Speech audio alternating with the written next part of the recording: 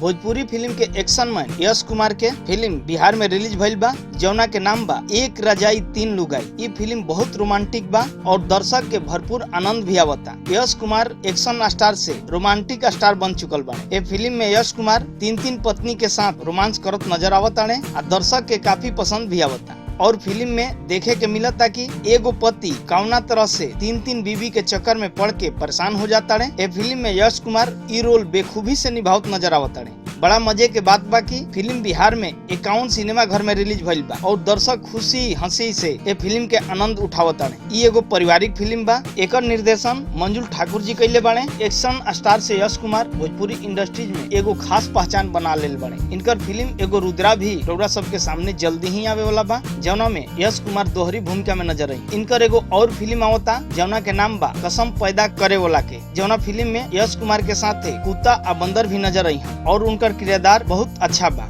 रउरा सबके देखे के मिली कि यश कुमार कुत्ता और बंदर के साथ कैसन रोल निभावता है। भोजपुरी के तमाम खबर जाने खातिर सब्सक्राइब करी भोजपुरिया न्यूज।